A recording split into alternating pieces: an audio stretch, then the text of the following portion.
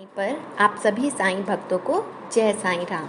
दीदारे साईं पर आज हम उस चौथे घर के बारे में जानकारी प्राप्त करेंगे जहां पर साईं बाबा भिक्षाटन के लिए जाया करते थे।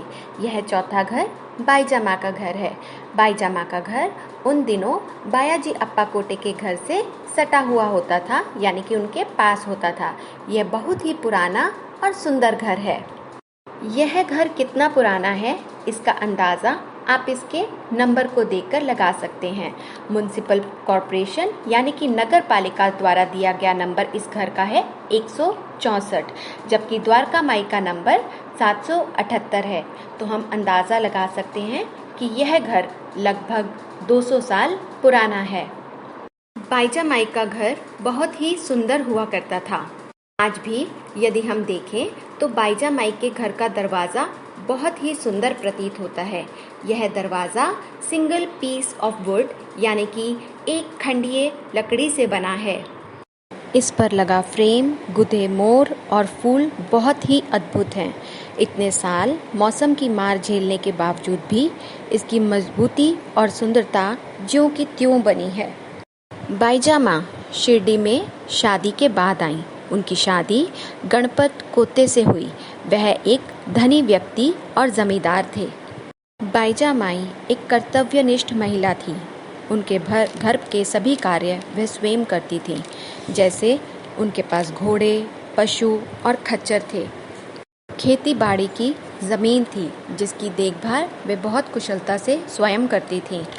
पर जो कार्य उन्हें सबसे ज़्यादा पसंद था वह था खाना खिलाना। अपने घर पर आए मेहमानों को अपने हाथों से बनाकर वे भोजन कराती थी।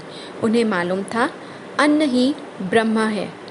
वह उसका सम्मान करती थी और घर पर आए मेहमान को बिना खाना खिलाए नहीं जाने देती थी। बाईजा माँ और उनके पति वह पहले इंसान थे जिन्होंने गांव में साईं बाबा की दिव्यता को जाना। बाईजा माँ अपने ऊपर उन्होंने ये जिम्मेदारी ली कि वह इस फकीर को खाना खिलाएंगी। वह ताज़ा खाना बना दूर तक चलती थी, पैदल जंगलों में, घने जंगलों में कांटों के बीच दूर तक चलकर फकीर को ढूंढा करती थी। उनके मिलने के बाद घंटों उनके पास बैठा करती थी ताकि वो अपनी समाधि अवस्था से साधारण अवस्था में वापस लौट आएं।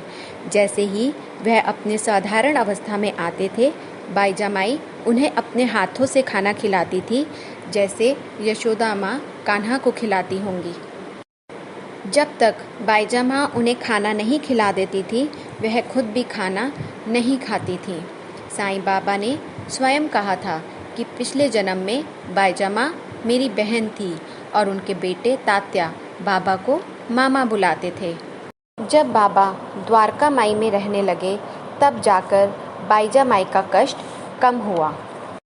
जब भी बाईजा माँ को पता चलता था कि बाबा भिक्षा के लिए आए हैं तो जो भी कार्य वह कर रही होती थी उसे बीच में ही छोड़कर ताज़ी भाकरी और सब्ज़ी बनाकर बाबा को देती थी। और जब कभी बाबा आगे चले जाते थे तो वह अपना काम खत्म कर ताज़ा खाना बना द्वारका माई में जाकर बाबा को खिलाती थी। शिरडी संस्थान द्वारा तात्या के वंशजों को बाबा की फ़ोटो चावड़ी उत्सव के दौरान उठाने का सम्मान मिला। जब भी चावड़ी उत्सव होता है वह बाबा की फ़ोटो को चावड़ी से समाधि मंदिर तक लेकर जाते हैं। बाईजा माँ और बायाजी अप्पा कोते के वंशज चावड़ी उत्सव के दौरान पहले ही वहाँ पर समाधि मंदिर में पहुँच जाते हैं। जैसे ही वह समाधि मंदिर की सीढ़ी चढ़ते हैं, पुजारी उन्हें पादुका, सटका और बाबा की फ़ोटो देते हैं। परंतु कई साल पहले यह बंद हो गया। अब बाबा की फ़ोटो, सटका और पादुका लेकर चावड़ी में इंतज़ार करते हैं। जब तक तात्या के वंशज पालकी उठाने का आदेश ना दे दें, पालकी वाले पालकी को नहीं उठाते।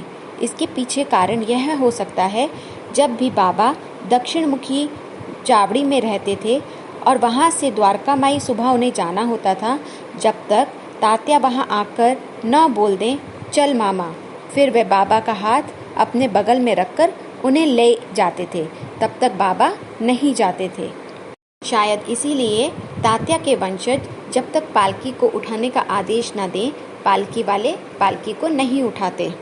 जब वे सब चावड़ी पहुंचते हैं तो आरती होती है। आरती साईं बाबा सौख्यादातार जीवा। उस समय बाबा को चिलम दी जाती है। जब यह आरती होती है तो तात्या के वंशज चिलम जलाकर बाबा की फोटो को देते हैं। भिक्षाटन के दिनों के दौरान साईं बाबा बाईजा माँ के घर से भिक्षा लेकर ताजीम खान की दरगाह से गुजरते थे।